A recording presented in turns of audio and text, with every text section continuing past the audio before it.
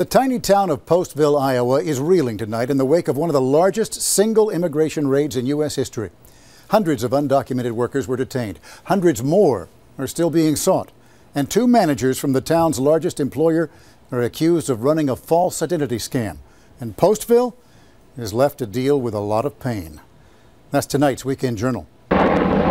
It was 2 months ago when 900 federal, state, and local agents swept down on a small kosher meatpacking operation called Agri-Processors, armed with 700 arrest warrants. Searching for evidence relating to aggravated identity theft, fraudulent use of Social Security numbers, and other crimes.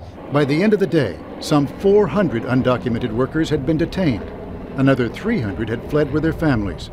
In a single day, Agri-Processors lost 3/4 of its workforce, and Postville was on its way to losing a third of its entire population. Just destroyed so many lives in the town. It's just really sad. I feel so sorry for the children because, you know, it's just devastating. She's talking about the workers' 90 children who have been left behind. 43 parents, mostly women from Guatemala and Mexico, are now conditionally released so they can care for their children. The conditions? The women must wear ankle tracking bracelets, and they can't leave Iowa before their court dates. 2 months after the raid, those dates have still not been set. Now, with very little money and no work, their husbands in jail or on the run, St. Bridget's Catholic Church is their only lifeline. We have been trying to help them so that they can pay their rent, so that they can pay their utility bills, some medical bills. It costs St. Bridget's $12,000 a week to keep the families going, and there's no government assistance. Homeland Security says it's not their problem, and Iowa Human Services says state law prevents them from assisting illegal immigrants. Paul Rael helped Sister Mary run the church's outreach program. We've all heard about the American dream. Well, this is the American nightmare. So Maria Lopez is living in Limbo, here in a small rental house provided by the church, together with 3 other Guatemalan women and their 9 children. They're waiting for trial with no idea when it may come. The children are suffering the most because we don't have jobs and our money is almost gone. We ask that they let us work here or else send us back to our country.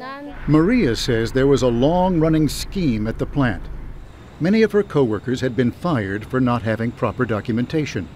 Then, certain Agri-Processors managers would tell them where to go for false documents in exchange for hundreds of dollars in payment. The foreman would tell us to go to a certain house where they would take our picture. We didn't know who they were. Then when you went back there for the papers, you gave them the money. My brother did change his name. It cost him $350. And right there inside the company, they lent him the money to do it. This week, the federal government charged 2 Agri-Processors managers with helping the illegal workers get false resident alien cards, knowing the cards were fake. Both men have pleaded not guilty. Agri-Processors owners say they had no knowledge the workers in their plant were being supplied with fake documents. The type of people that work in this type of industry just naturally somehow appear. We did not solicit these type of people or try to bring them from anywhere. Workers like Maria Lopez say they have few choices in their lives. Maria says she'll do what she has to support her family. I'm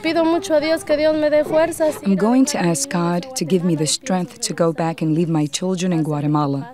Then I will come back here again. No matter what happens, I will risk my life and return.